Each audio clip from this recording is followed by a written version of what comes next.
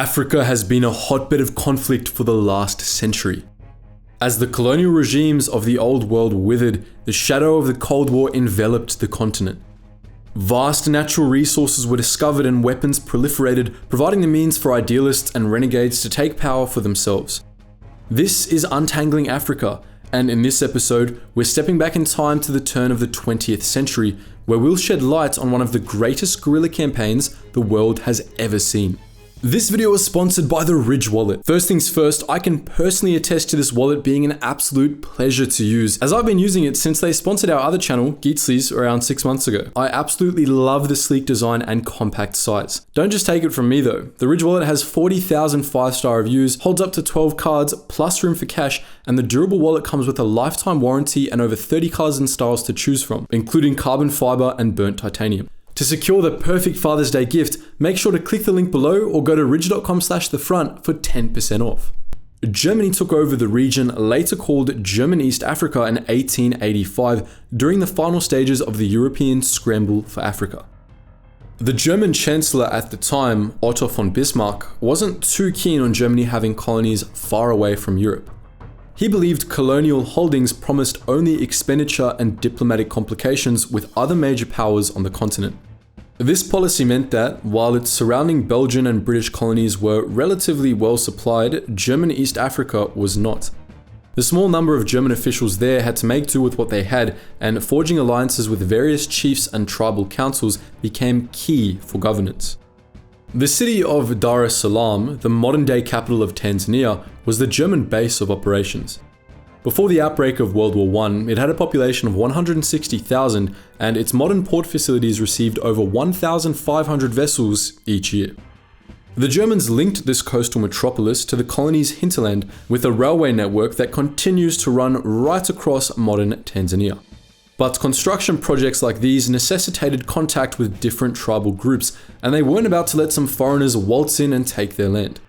The Germans needed an army. The soldiers of this colonial army were known as Askaris, a word taken from the local language Swahili meaning soldier. They were predominantly recruited from territories outside of German control, particularly Egypt and Sudan. These were young men who had lost out in the colonial game. Often taken from their villages and forced to fight for the British or French without pay, they had experience in modern warfare but were destitute. Serving in the German colonial army, the Schutztruppe offered both a career and social advancement.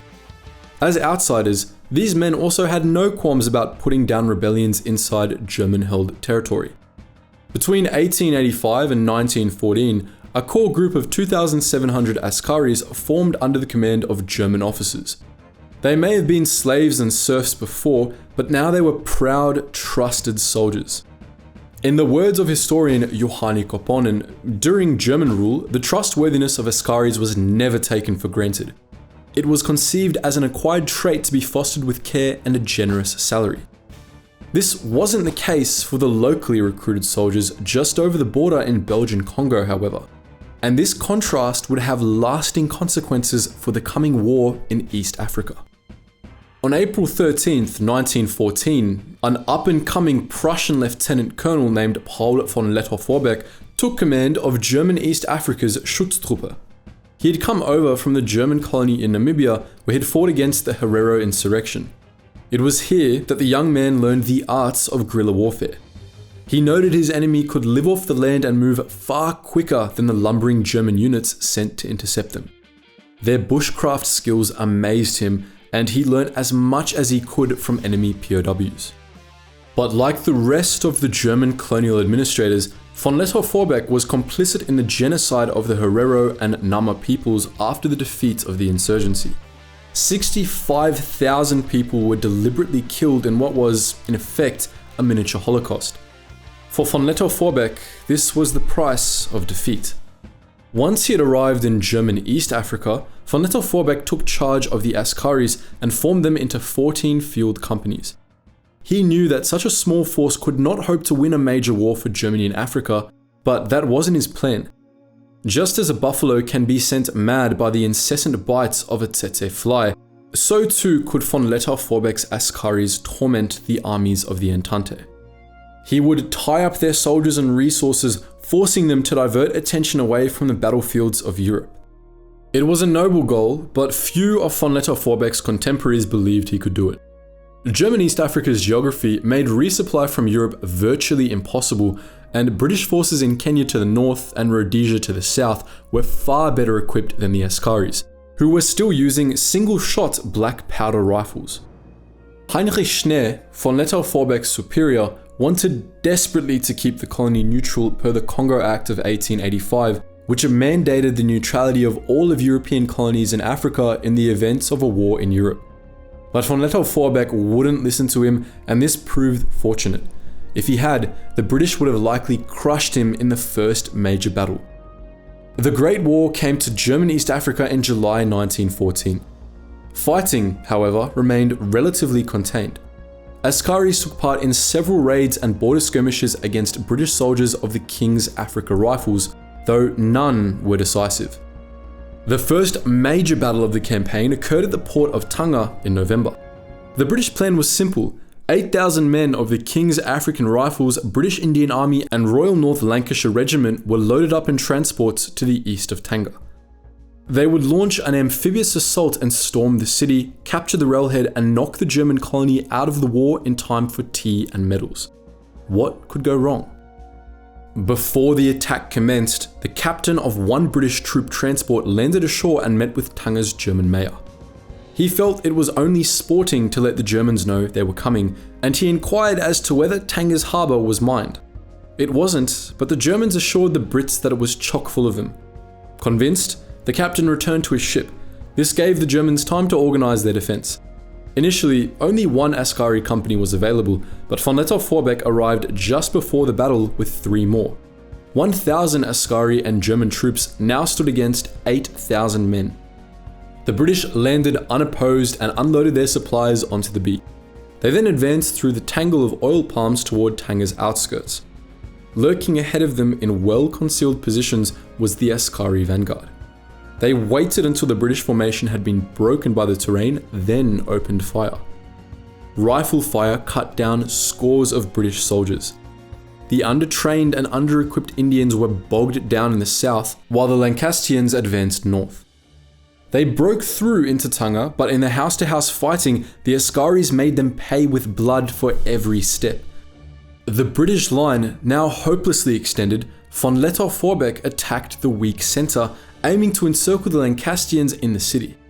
At the last moment, British officers realised what was happening and pulled back their men in a chaotic retreat.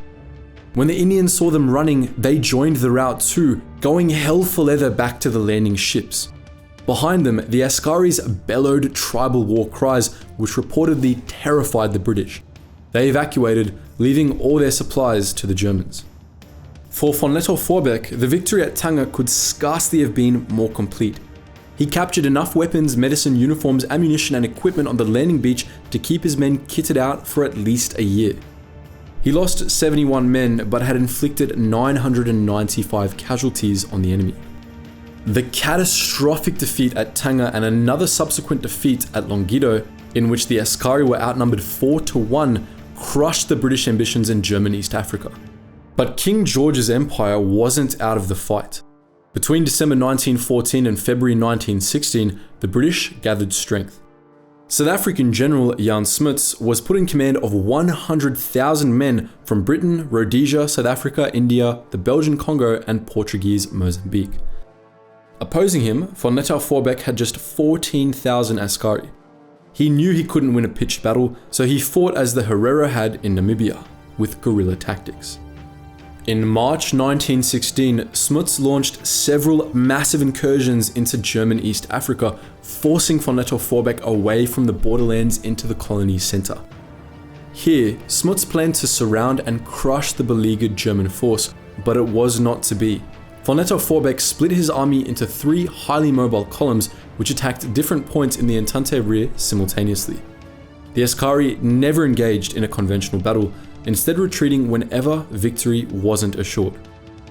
Ahead of Smuts' force, they burned villages and farmland to deny supplies to the enemy. Soon, British losses to disease began outstripping losses to combat. In the words of one soldier, the Hun has with the greatest care denuded the whole country of supplies before us and called into his aid his two great allies, the tsetse fly and horse sickness, to rob us of our live cattle and transport animals on the way.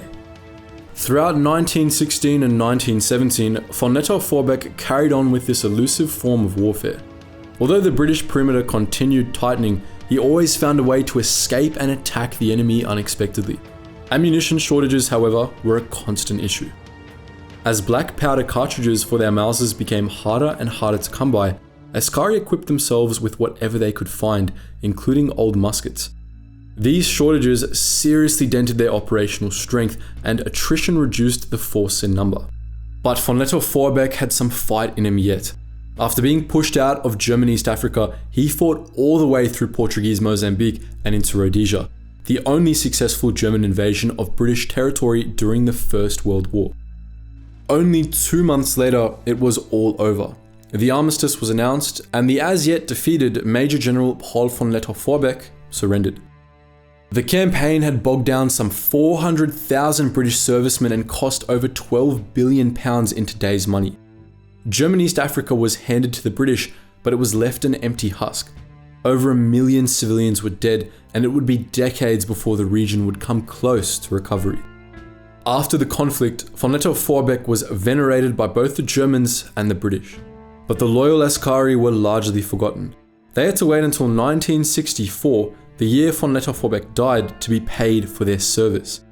However, most could not provide concrete proof to the German bureaucrats that they had fought. That was until one German officer began calling out drill orders. The old men fell in immediately, and every one of them could still precisely execute the manual of arms. But what do you think? Why do you think the Askaris proved to be such good soldiers? Do you think it was von Lettow-Vorbeck's leadership that made the difference? Was the campaign worth the 1 million plus civilian lives it claimed? Let us know all that and more in the comments section below. And as always guys, thank you so much for watching, and I hope you learned something new.